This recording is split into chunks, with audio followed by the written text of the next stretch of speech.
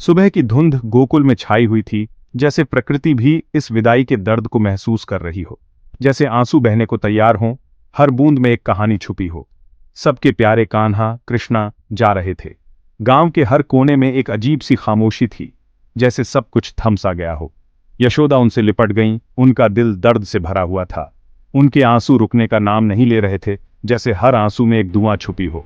नंद बाबा शांत खड़े थे, लेकिन उनकी आंखों ने उनके दुख को बयां कर दिया। उनके चेहरे पर एक अजीब सी उदासी थी, जैसे वे अपने दिल के टुकड़े को विदा कर रहे हों।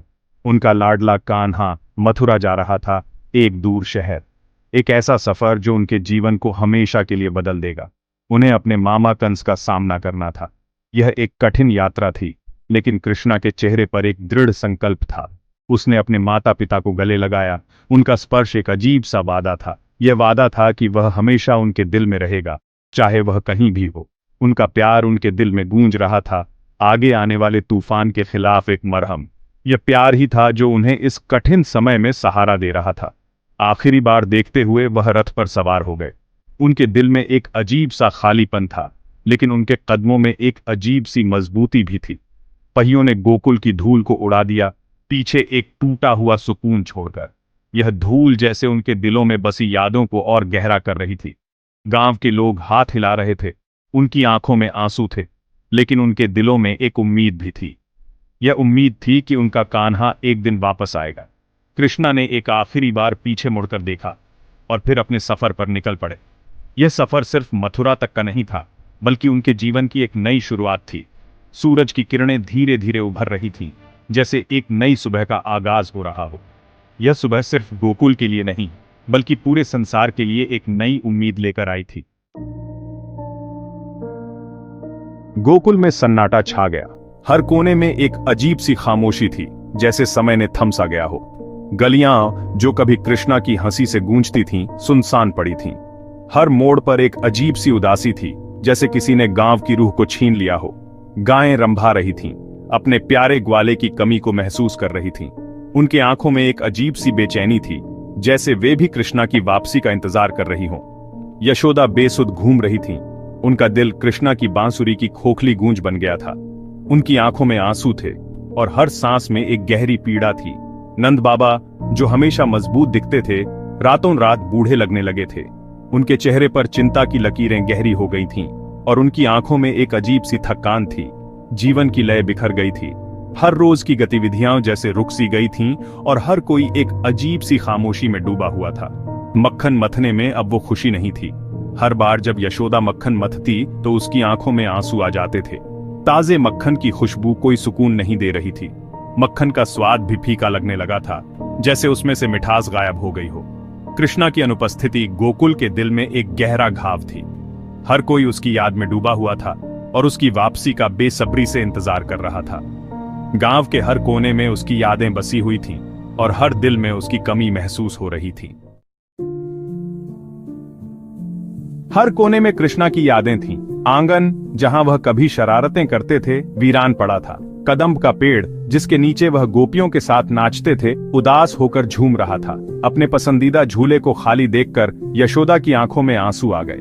नंद बाबा यमुना नदी के किनारे बैठे सोच में पड़ गए।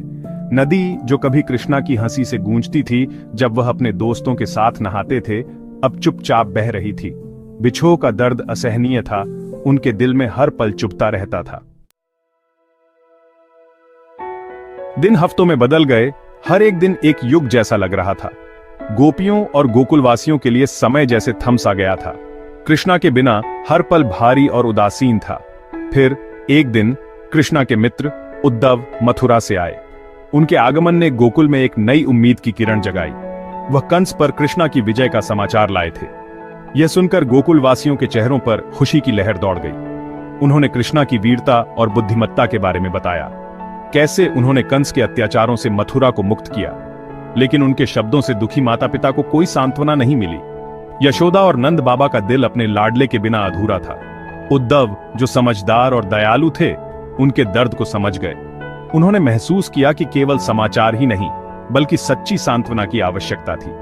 उन्होंने कृष्णा के दिव्य उद्देश्य के बारे में बताया कि कैसे कृष्णा का जन्म केवल गोकुल के लिए नहीं, बल्कि संपूर्ण मानवता के उद्धार के लिए हुआ था। मानव जाति के रक्षक के रूप में उनकी भूमिका के बारे में। उन्होंने बताया कि कृष्णा का हर कदम एक दिव्य योजना का हिस्सा था।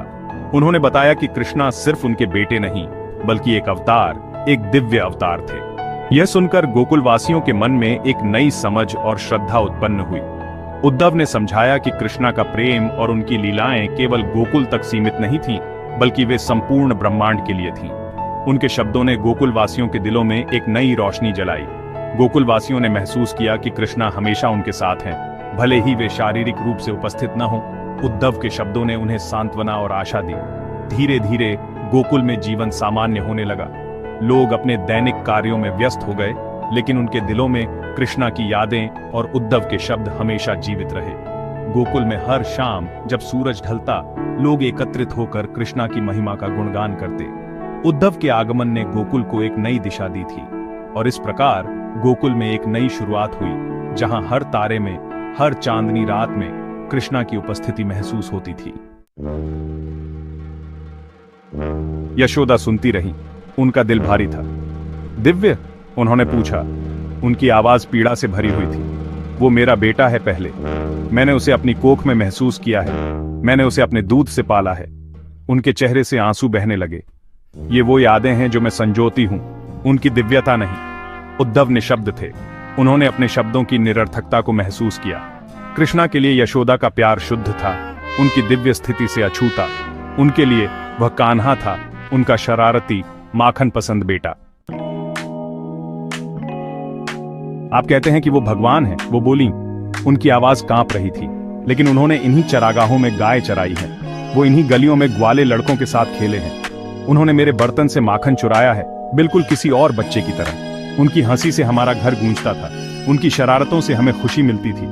मैं उस कृष्णा को जानती हूँ, उस कृष्णा के लिए मैं तरसती हूँ। उनके शब्द एक माँ के प्यार का प्रमाण थे, एक ऐसा प्यार जो दिव्यता की सीमाओं से परे था।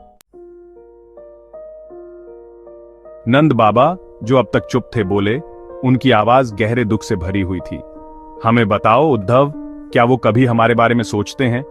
क्या उन्हें हमारे साथ बिताए हुए सरल सुख याद आते हैं? उद्धव, उनके दुख से द्रवित होकर उन्हें कृष्णा के प्यार का आश्वासन दिया। वह गोकुल को अपने दिल में रखते हैं, उन्होंने कहा। हर याद, हर खुशबू, हर आवाज। गोकुल की यादें। और यह सच था। मथुरा की भव्यता के बीच भी कृष्णा गोकुल के लिए तरसते थे।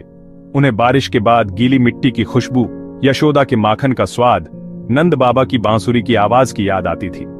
उन्हें एक ग्वाले के रूप में बिताए हुए लापरवाह दिन, उनके द्वारा की गई शरारतें, गोपियों के साथ रास नृत्य की याद आती थी।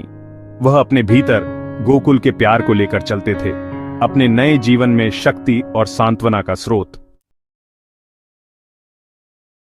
प्यार दिव्यता से परे है। गोकुल से कृष्णा के प्रस्थान की कहानी केवल अलगाव की कहानी नहीं है, बल्कि प्रेम और भक्ति की प्रकृति के बारे में एक गहरा संदेश है।